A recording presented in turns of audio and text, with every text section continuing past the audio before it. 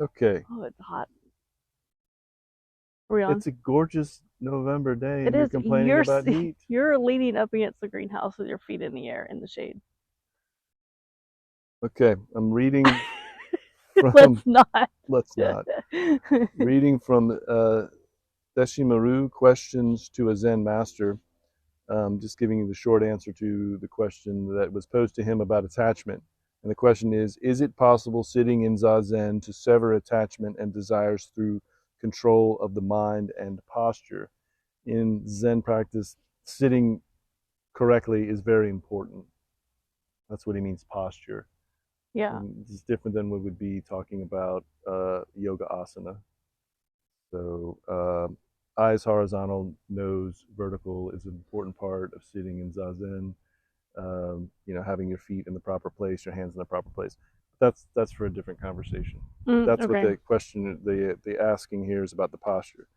The short answer, or the kind of the summary of what the master says here is, when you are attached to things, your actions cannot be balanced because you act with your emotions. But through Zazen, subjective attachments disappear. You can become strong, act firmly and surely, and in harmony. Your inner mind becomes completely calm. Not that I'm asking you to go against the Zen master, but what are your thoughts on that? The part about attachment kind of sticks out to me. Using meditation or zazen as a tool to recognize and release the attachments. Attachments being the distractions in your mind that keep you from having like mindlessness. I don't know. Yeah, I mean, so when we sit in zazen or meditation, we're sitting here training ourselves, repeatedly putting ourselves in the fray, right? And there's this idea that this wrong idea, I should say, that we should sit and be without thought in there. Like when we first sit Mm-hmm. down in our meditation, the mind's purpose is to create thought, And that's why so many people are like, I cannot meditate right? because Because they're expecting to like not have a thought. sorry, it's not like you just turned off the TV. You have to like continually show up and sit with the thought, and not let the thought overtake you, and Mm-hmm. acknowledge the thought.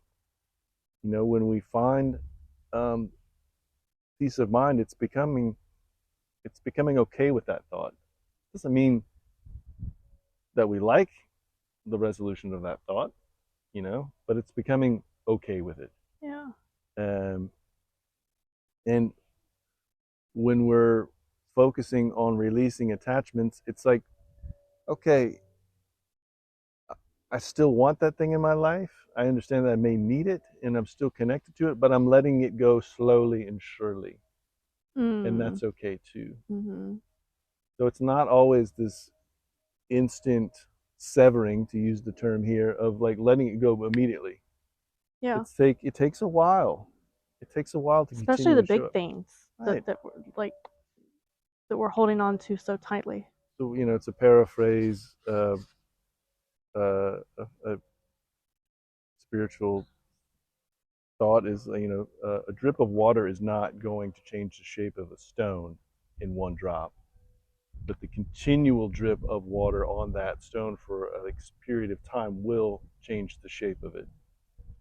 Meaning you show up one drop at a time Mm-hmm. and you do the best you can, and then eventually you'll start to notice change, and it won't be noticeable to you, most likely. Like, there might be lights, flashes of satori or samadhi, but it's the people around you that probably notice Oh before you yeah, will.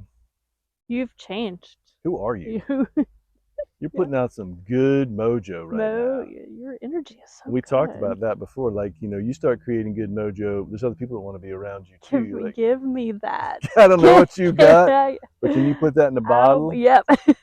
And I want some of it, and I'll pay any price. Yeah, That's not a joke. it's not. And I think that gets, kind of tossed aside too in this journey. As you start to change, you're not always ready for how people react to you. So, Mm-mm. severing attachment is important part of the spiritual journey. We all suffer from it. I suffer from it. I continue to release and attach to new things, um, but learning to let those things go, health in a healthy way. Yeah. Takes work. And it's not always the big things. We become connected to small things too. I mean, and that's tricky. Maybe it's like eating, I don't know, dried mango. That's my current attachment right now. Unsugared or the kind that's got sugar added to it? Unsugared. Okay. Unsugared. I know the answer to that. I was just testing you. How dare Okay, you? so, but I mean, like telling yourself it's okay to eat the dried mango as long as it's not doing your body harm, or If it's doing the body harm, but is I'm it? saying it's not the only thing, right? Yeah. Can't think of just one way. Like Do you get like I feel really good when you I have eat this, your mango? Is your body receiving some sugars? They're natural. well, natural Are sugars. you getting a little bit I of a feel good high? about myself that it's like Is it's dried mango your drug? Are you high right well, now? you know what I'm high about? I'm regretting. I'm high on the regret that I told you about the dried mango. No, I'm gonna go buy you a Costco size bag of dried mango right now. I've done that, I I don't doubt that. and it was just I hope you you know find peace in letting it it go. was just it was just you know, an analogy. It wasn't No, like, no, it's not. it's It not is like true. I'm straight lining dried mango. So I'm like turning it into a powder, and you know, it's just Okay. I'm currently enjoying that again. But it can't be my only source of vitamin B. I think that's what I'm trying to Oh, say. gotcha. Okay. Yeah, Okay, yeah. So, right. yeah. So you can get it from a variety of sources, because maybe one day It won't be the there. great Costco no longer sells a 5 pound bag of dried mango. What shall I do then? Start drying your own mango. Then what? I don't know.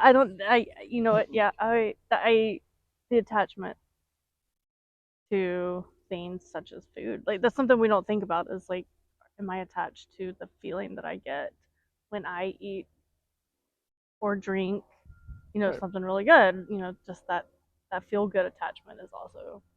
And we can talk about bigger things. And you and I, you know, we had a social event on Saturday that you were both attending, right? And there Mm-hmm. might be a different version of you or myself that in a social environment many years ago, the only way to get through that was to have a drink, Yeah.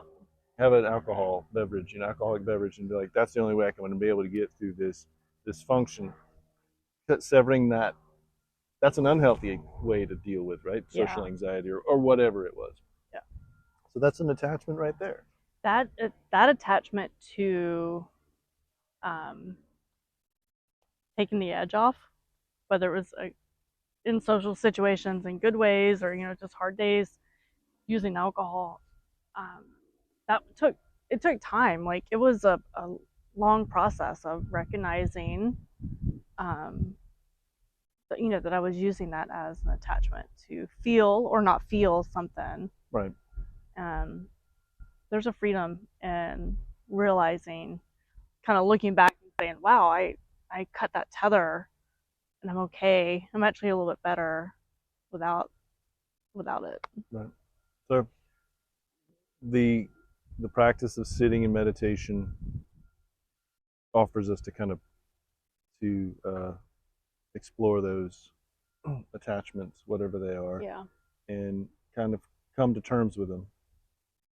And and that's the beauty of it. It's, you know, there's not some great epiphany that's always going to be found there, but by showing up, you might start to whittle away at it Yeah. and give yourself the opportunity to Yeah. find I think something. recognizing that in those, every time you sit in your meditation practice, and not calling yourself a failure if you can't get your clear mind that you are expecting to have, like Yeah, it's who honoring the thoughts. I mean, without getting too far down that road, I mean, who sets the expectation of what's failure in meditation? Who set that?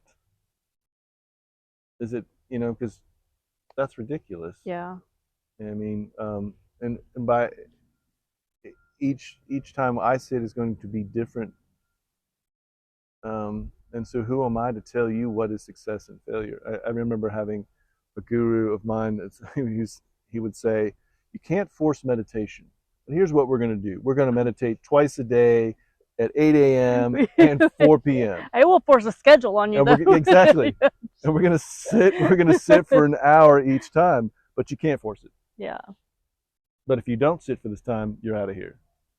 So I always struggled with those types I of things. bet. So Yeah. you can't let somebody else's experience, expectations, whatever, tell you what to collect when you sit. Just enjoy it. And for me, for the longest time, and even to this day, I like get so excited when I wake up in the morning. I'm like, oh, I'm gonna go do this. I just can't wait. It's not.